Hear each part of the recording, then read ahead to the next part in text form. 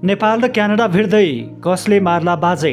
पहिलो खेलमा युएईलाई धुलो पिठो बनाएको नेपाली टिम फेरि मैदानमा उत्रिँदैछ। यसपटक नेपाली टोली निकै टाढाको मित्र क्यानाडालाई आफ्नो पावर देखाउने प्लानमा छ।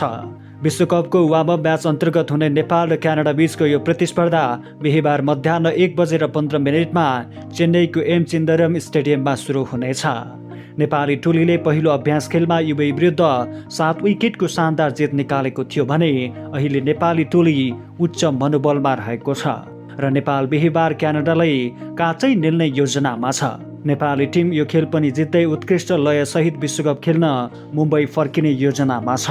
यद्यपि नेपालले क्यानाडालाई बिरालो र आफूलाई सिंह भनी सम्झनु हुँदैन, किनकि यही क्यानाडाले सन् 2024को विश्वकप वार्मअप म्याचमा नेपाललाई जिल्ल पार्दै 63 रनको फराकिलो हार चखाएको थियो।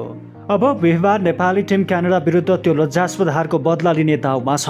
उता क्यानाडा अघिल्लो संस्करणको जित यात्रा जारी राख्दै नेपाललाई फेरि स्तब्ध पार्ने योजनामा छ। अन्तर्राष्ट्रिय टी20 नतिजाको इतिहास हेर्दा क्यानाडाको टोली नेपालभन्दा केही अघि देखिन्छ। अहिले यी दुई टोली 3 पटक आमन्य सामन्य भएका छन्, जसमा क्यानाडाले 2 तथा नेपालले 1 खेल जितेको छ। नेपाल र क्यानाडा बीचको पहिलो भेट सन् 2022मा टी20 विश्वकप छनौट अन्तर्गत भएको थियो, जहाँ नेपालले 8 विकेटको सहज जित निकालेको थियो। त्यसपछि क्यानाडामै आयोजना भएको टी20 त्रिकोणात्मक सिरिजमा यी दुई टोली बीच प्रतिस्पर्धा भयो, जहाँ नेपाल क्रमशः 14 रन र 4 विकेटले पराजित भयो। बिहिबार हुने अभ्यास खेलमा नेपाली टोली त्यो हारको हिसाब किताब चुक्ता गर्न चाहन्छ।